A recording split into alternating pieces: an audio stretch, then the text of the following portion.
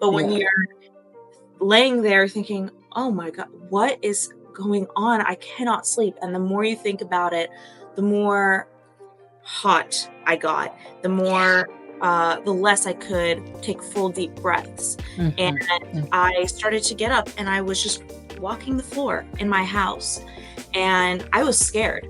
Put down the phone. Embrace your own experience. And I think naturally that will help you. It helped me be a less anxious person over time. But I wish that if I could go back, I would definitely put that away. Make wakefulness what you're comfortable with. Don't follow what somebody else does when they're awake.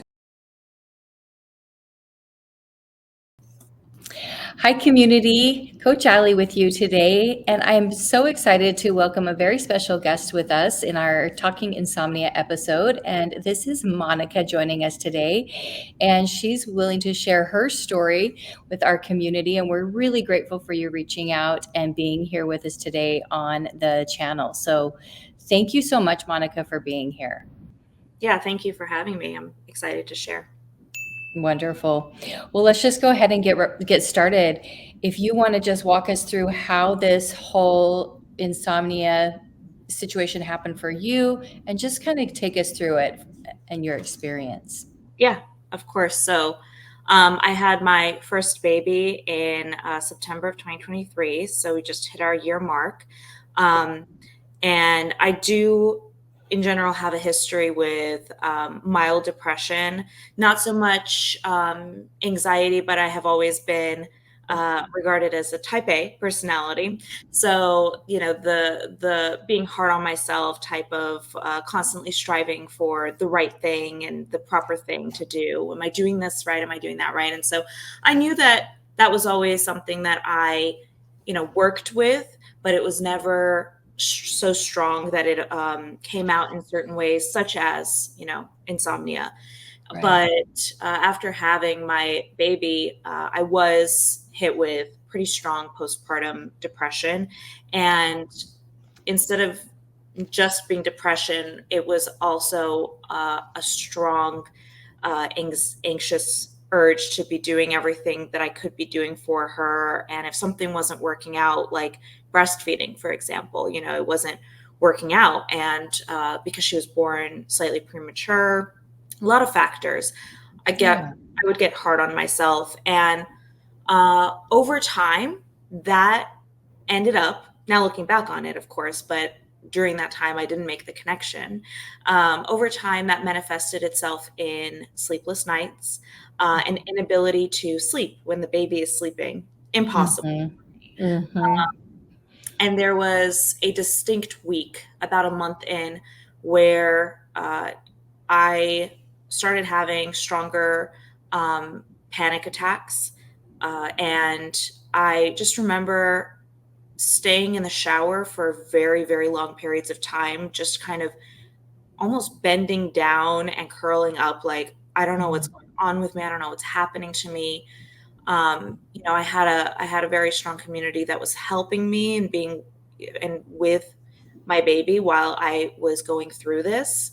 And for a period of time, I even stayed with my mom, just a couple of hours away. And, it was tough on me and my husband, but he basically said, do what you have to do to get better. And going back to that week, essentially the first sleepless night I've ever had willingly. Right. Yes. Going out in your 20s, it's fun. But when you're laying there thinking, oh my God, what is going on? I cannot sleep. And the more you think about it, the more hot I got, the less I could take full deep breaths. And I started to get up and I was just walking the floor in my house and I was scared. And that fear got into a full-blown panic attack again. And I remember calling my mom, who was just kind of what I latched onto at that time. I mean, she and I were close before, but now, there's definitely a different bond there. And boy, do I respect her even more now. Right. Whole different perspective. Yeah. Sorry, Mom. Sorry, I was a terror. Um, but I ended up calling her around 4 a.m. and she experiences her own moments with sleepless nights or difficulty with that. So I knew she'd be up, and she was up and she answered the call, and she talked me down. Said, if you feel like you need to call, someone to take you to the hospital, do that. I support you. I'll be there and I'll take care of the baby, or make your way here. And by 6 a.m., I had packed up the car, going on maybe 2 hours of sleep for 2 nights straight. And I packed up the car with my baby, who I was very much afraid to take out of the house for the first few Yeah. months of my life. And it was just me and her and a bunch of stuff I was hoping not to forget. And I booked it to my mom's house. And she had me make an appointment with my doctor. We agreed no SSRIs. I can go into that a little bit more because that was a very big decision to make in my recovery. And I feel like a lot of people are told to go or put on an SSRI. Maybe we aren't comfortable with that. They have their own side effects, and I didn't want to develop dependency on that. I wanted to kind of wait it out and see, which was tough. But we tried different things. The doctor and I, we did a lot of tests, lab tests, which sort of helped me because I could tell, fundamentally, your body is fine. Your Right. body's fine. So now let's focus on your mind. Yeah. And Rules out any major yes, medical thing. Yeah. yes. So I had a little hypochondriac phase, but I'm kind of glad I went through that. And then a month later, this was around the holidays. We finished up the holidays, and right before New Year's, I was terrified to go back home and face kind of the house in and of itself, and just being in a different city made me feel scared of that time. But my sleep was slowly improving. I was still waking up like clockwork. Doesn't matter if the baby was upset or not, at like 3 a.m. for probably several weeks. And I was frustrated and angry about it. But I found meditation. I found Buddhist philosophy. I found that insomnia. I found the sleep school. And yes, and it helped me realize, first of all, I'm not the only one going through this. And second of Right. all, insomnia is not the issue at its core. Insomnia is a symptom of a lot of different things. And my history and how I was actually not managing my depression and anxiety, though it was mild, I didn't teach myself the tools I may have needed if it got worse. And after having a baby and feeling completely disassociated from the pre-mom me and not knowing really where I fit in, absolutely still adoring my daughter, but just afraid of Yeah. holding her at times, so I cannot believe it's been a year, because although I still wake up random times, but then I wake up again and it's morning and I think, whoa, I fell back asleep. And I still have those panicked moments right before I close my eyes around 10 p.m. when I go to sleep. And I think, oh my gosh, what if you can't sleep tonight? What if tonight's the night? And then I have to get back to my basics, my foundations that I've learned, and tell myself, you've always been able to sleep. You actually don't need that much sleep. Like, there's just these foundational sayings I now tell myself, beliefs I tell myself. And I've learned through meditation, breathe in, breathe out, focus on your breath, and then I'm out. And it's not as easy as I'm making it sound. I still can get frustrated. I still feel tired during the day and think, was I really sleeping last night? Because I'm so exhausted right now. But I also realized that I've gotten more comfortable with handling just what life throws at you. And I'm not a whole new person. I'm not just this like, everything can happen and I'll be okay. But I really have gotten better at managing these things. And so I'm thankful in a way Yeah. for this experience. Yeah, I totally hear you. So about the time that you came home from your mom's and back, so this is after the holidays, and Right before New Year's. okay, and then you did find the sleep coach school teachings then, or what? I How started time frame? listening. Yeah, I started listening to you guys about November, Okay. right around the time that I was also seeing my therapist, and we were discussing how are you going to handle going back? How can you prepare Hmm. yourself? And Hmm. so a lot of the things that I was learning and listening to in the sleep school actually helped me better prepare for coming back into my space. Thinking about how everything was before my baby. I didn't have any issues with this house before. My bed was Right. not an enemy before, and it is not now. And also just kind of getting myself into uh, painting a perspective of a new life, but in a positive way. So this is who I Hmm. am. I still go to work. I still get up every day. I still make food for the family and play with the baby and this and that. It's just another day. So that's when I Right. found you guys and paired up with everything that I was doing. Hmm. Um, I think that really accelerated my growth. Yeah, it sounds like it. And what book was it that you stumbled upon? Because you said you had read one of the books. Yeah, it's actually I have it on Kindle because I can never remember the titles, but it was one of the first books written. Set it Okay. and forget it. Yeah, set it and forget it. Yeah, that's a foundational one. Yeah, for sure. Yeah, that was helpful in alleviating a lot of my, well, demystifying what was happening for one, and then all of those fears that show up, kind of that explanation for that was so helpful. So helpful.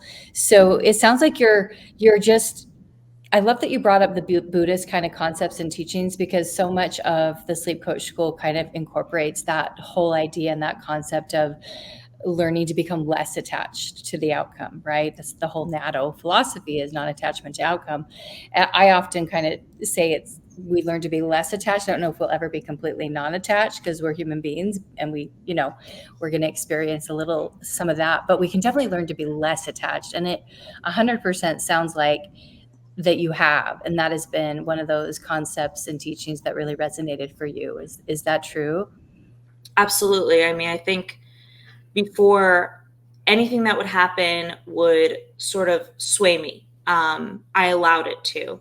Uh, if, let's say, I got a flat tire, um, it would just ruin my day. And now, something might happen, and I just say, that sucks. And let's move on. Let's take care of this Right. and move on. There's Hmm. better things to do, and I don't want to waste my time.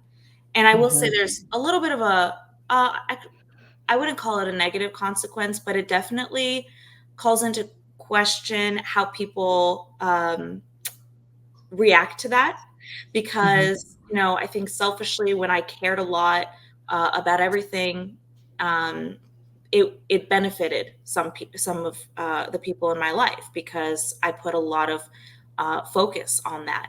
And now sometimes I say, I really don't want to go to this party this weekend. I'm Hmm. tired. I just want to relax. Hmm. This is my decision.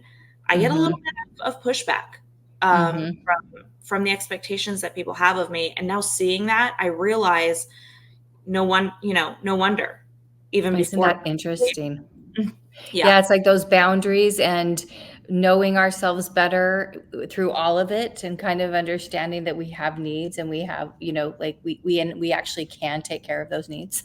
We're allowed. I feel like my people pleasing, right? Like my tendency to do that all the time.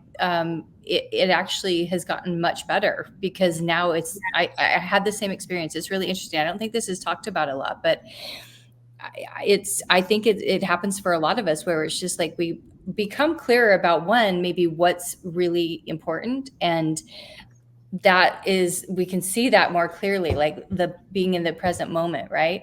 And then not being so concerned about everything else around us, being able to let things go just a bit easier, and it makes us clarify where we want to be, when we want to be there, and how much energy and resources we want to give to to whatever that might be. So I think that's really cool. And I don't think that's talked about very much. So thanks for bringing that up. And I will say that two things that also have come full circle for me is, I would dread my daughter's waking. Now she mostly sleeps through the night. And the ironic part is when I wake up and she's sleeping, I'm thinking, great, good for her. But okay, like we're working on that. But I used to really get worked up over the disturbance. And it was a little bit of that same, like, am I a mom now? This is very weird. I have someone that depends on me. I cannot just go out and go to a concert at night, things like that. Or maybe I could, and I just was too nervous to. But, I was not appreciating even those difficult sleep-starved nights with my daughter, just holding her and having her like contact nap on me, and oh my gosh, she won't stop crying and I can't sleep and she's preventing me from sleeping and how dare she, things like that were coming up. And I would then feel guilty about that, of course, because right. I love her. But now I look back on it and I think, man, if I had just kind of leaned into that moment, sleep or not, we're not going to get that time back. So there was a moment where we were still contact napping. She was still struggling with naps. And then I would say, oh no, I have to go upstairs and, hold her while she sleeps. Too bad. Bye, everyone. I would go upstairs and I'd actually try and enjoy it because I could see, first of all, I was coming out of a little bit of what was going on with me right after having her. This was about 6 months in. So fairly recently, but felt like a completely different story, completely different experience. And, wanting to have more kids in the future, it definitely makes sense. What many moms say now is, the second you're a lot more relaxed and you just realize you're just going to experience everything that they have to offer, no matter how little sleep you get. Right. So I would say, like, if only I didn't focus so much on the hours of sleep I was getting, I think that would have benefited me in the long run. And then also, before I found the sleep school, and even during, I was very focused on sleep hygiene, which I think we go through a lot of, especially in the book Set It and Forget It. Yep. And, I was trying to optimize my sleep. And I didn't realize yet at the time that by doing that, I may have actually been exacerbating my insomnia. And then I got into this groove where I could see things were slightly improving, but I would be extremely fearful and anxious if I had to skip it or right, because it becomes so regimented routine, or oh my gosh, I ran out of my nighty night tea. Now I'm not going to sleep okay. Right. And I just, now looking back at it, I'm like, really, like these are the thoughts that I had. And now I could just kind of go to bed guiltily, look at my phone a little bit and close my eyes. And it's okay. I think it's just not being hard on ourselves and not getting so into the optimization of sleep, because at the end of the day, it's really a natural process. So those were two things that I took away from that experience as well. So in your experience of going through recovery, and you kind of mentioned this, and it sounds like maybe in a way that you kind of experienced befriending wakefulness. You can tell me a little bit more about that, but it sounds like it switched at some point to where you were able to go and be with your daughter when you were awake and she was awake, because babies are awake a lot in the middle of the night, and more appreciate that time. And that kind of sounds like, in a way, that concept of befriending wakefulness was helpful to apply in that situation. Is that correct, or was that later on in the journey? Absolutely. I think right around that 6-month mark is when I really started to make the connection of, she was out of our room by that point. It just was working better for us that way. I would miss her. I would get up and I would wake up randomly and I would miss her. And instead of those horrible nights where I paced and tried to do whatever I could or just laid there with my eyes wide open, part of the sleep hygiene was around the wakefulness, like go do something else, go wash the dishes, read. I wasn't really actually comfortable with that. I didn't enjoy it. Doing that, and I felt like it woke me up even more. So I had to learn to enjoy laying in bed or go over there and pick her up if she needed me and hold her and maybe close my eyes. And then there was one night actually around her regression. It was a regression around 6 months. Perhaps that's why I could really put myself to the test here. Was a really bad night for us, and I thought to myself, "Oh boy, tomorrow's going to be hard, or rather, today's going to be hard in 3 hours when the rest of the world gets up, right?" Mm-hmm. And then I thought, hold on. What's the worst that can happen during the day? You can lay down, maybe cancel a few calls at work if you really need to. Don't worry about cleaning the house. You'll get to it later. She needs you right now. And by the way, I'm pretty sure that there's a lot of parents out there right now awake. And actually, yeah, it's not just you, actually. You're not alone. The funniest thing is we can hear a little bit of the street outside of her room. And I would hear cars driving by around 4 a.m. And I think, oh my God, who's up right now? But it was a solace because I thought, you're not the only one right now. Yeah. It's okay. And it was a turning point for me, definitely. So make wakefulness, I guess the takeaway was like, make wakefulness what you're comfortable with. Don't follow what somebody else does when they're awake. And try it. For me, it's breathing in and out, focusing on the breath like you do in meditation, and then poof, I'm out. Like that's really what works for me, but find what works for you. I think that's true. Everybody has to find their own way to, I don't love the term befriend wakefulness because I don't think I ever got to a point where I became friends with it, but really I learned to tolerate it, and I learned to not fear it. It just became more bearable, and I became more tolerant of the experience, and I just did whatever I wanted to do during that time, whether I had my timeless sleep window, and whether I was sleeping, which was my preference, or awake, which wasn't my preference, but I couldn't control that, right? So I would just, okay, this is like my time. This is like time I didn't anticipate having. What am I going to do with it? And a lot of times it was just resting there in bed and taking breaths and focusing on that. And sometimes it was getting up and watching, my guilty pleasures on Netflix, but whatever works for us, right? It's just like the whole idea is to get that concept into the brain, that experience of learning that we can be awake at night and be okay. So. I also realized for moms, right, if we're looking at people that maybe weren't experiencing it before and then ended up experiencing it right after, that could be very jarring, especially as you're welcoming yourself into for me, it was a different identity. For others, perhaps not. But, something I realized, which was just a funny thought, was that, man, babies don't sleep much. If you really think about it, they're awake a few times throughout the night. If you look at the activity on your video, monitor, they're kind of awake at times. And, I was watching her play and she had so much energy at 6 a.m. in the morning. And I'm just like, oh my gosh, how are you doing this? But I thought it's funny. She doesn't really need that much sleep and she's a happy kid and she's not stressing about it. So do you really need that much sleep?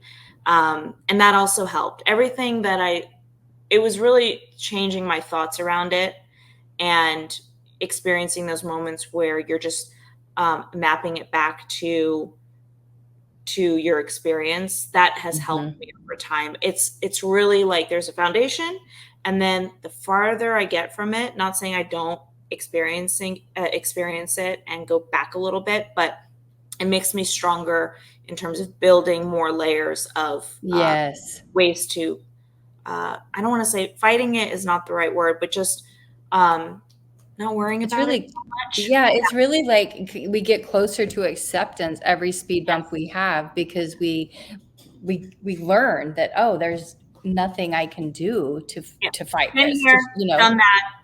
And exactly. also, I've started to really question if it's happening more. I say, okay, what is happening in my life right now that I am not staring directly in the face, right? That's could be leading to this. Let's ask those questions. It's during the day that your insomnia gets better or improves. It's what I've learned Right, as well. right. How we're A responding lot of to. the yes, I think a lot of the lessons that I was listening to taught me that. So now I pause and I try to take a look at what's going on that might be causing it and address it. And Mhm. then we're over that, like you said, speed bump. So Yeah, yeah, nice. It's really, really helpful. So you kind of already alluded to some of this before, but in your own words again, if there was something you could tell yourself in that deepest part of your struggle back there, like about a year ago, what would that be? well, man, there's a lot of things I would say, but primarily, I was spiraling at points where I was on my phone thinking, why isn't she sleeping? And why is the breastfeeding journey not going the way that I thought it would? And so many people told me this, and I was not listening to them. Put down the phone. Mhm. Embrace your own experience, and I think naturally that will help you. It helped me be a less anxious person over time. But I wish that if I could go back, I would definitely put that away. Um, Like the constant Google searching and all of that. Is that what you mean? Yeah. yes, the anxiety provoking, Mhm. comparing Mhm. to others, this and that. And the Mhm. other thing that I would tell myself is that this is not forever. Mhm. Naturally, it's harder to sleep when you're constantly being woken up by a baby. Yeah. Your body gets very used to detecting sounds and Yeah. you're more alert. Your hormones are, I mean, Mom radar. all over the place. And it takes some time and it's still taking time. People say up to 2 years, if that. Yeah. So, just if I could tell myself anything, I would say, and actually listen to myself, I would say it's very temporary. Nothing is Mhm. permanent, and the work that you're doing is going to help you in the Yeah. long run. Not Yeah. just your kids are gone in college or wherever they are. This will help you. So Yeah. push through it. Yeah. All that foundational work that we do eventually translates to new neural pathways, right? Where we're not in the same anxiety loop, insomnia loop, Yeah, all those patterns. Yes, completely exactly. different mindset. Yeah. Yeah, absolutely. So that's so helpful. Thank you so much, Monica. And the last question that we love to ask people is if there have been silver linings, and you've already given us some for sure, um, and how you can see this kind of play out in bigger ways in your life, not outside of insomnia, which you've already shared some of those things really, really well. But if there's anything you want to add on that. Yeah, I mean, I think it called into question a lot of what I wasn't doing before the baby. And it made me stare at becoming a better person, developing better tools and habits. And for that, I'm very grateful. And I think the silver lining was my baby. Like, I went Mm, through all of this, sort of that the point was I had a baby and all of a sudden this all happened. But would I go back and avoid this experience? No, because I'm ecstatic and over the moon and she's my life. Which right. I think everyone can say that for their kids. So many silver linings, to be honest. Yeah. Yeah. Wow, that's really, really so inspiring. Thank you so much for joining us today, for sharing your story, giving our community some hope, and knowing that I think that big takeaway here is like this too shall pass. This is not a forever experience, right? Yeah. When we're in the throes of it, it can really feel like it's never going to end, but it does end, right? Yeah. And that takeaway is just huge, and I think we can absolutely leave it right there. It's a really good one. Thank you Well, so much. thank you for opening up the experience of sharing this with me. I think if I could just help one person feel like their experience is they're not alone through that, Yeah. then I feel good about it. So thank you so much for having me on here. Oh, you are so welcome. Thanks for being here. Thanks for sharing this with our community. I'm going to go ahead and stop our recording, but if you want to just hang on for 1 sec after that. Thanks so much, community. I hope that you got a lot out of today's episode. We really appreciate Monica being here. And you can find us at thesleepcoachschool.com. You can find more support there to help you leave the struggle of insomnia. All right. Thanks so much. Hi, it's me, Coach Daniel, and I hope you found the video you just saw full of inspirational content and full of educational content as well, because that's really what we try to do here in the school. We try to educate and inspire. And if you're finding that things are clicking for you and sleep is happening easier and you're leaving the struggle, please let us know in the comment section, because we live for that. We live for hearing how somebody is finding sleep and life becoming lighter and easier. And not only are you doing us a huge favor as sleep coaches and like filling our tank with that gas that makes us never want to stop doing this, but you're also helping the community. You're helping by inspiring other people, and by commenting, you're telling YouTube that this was interesting, and YouTube feeds our content to more people so that they can discover our teachings and things get easier for them. So again, if you found things getting easier for you, please let us know in the comment section. We can't wait to hear from you.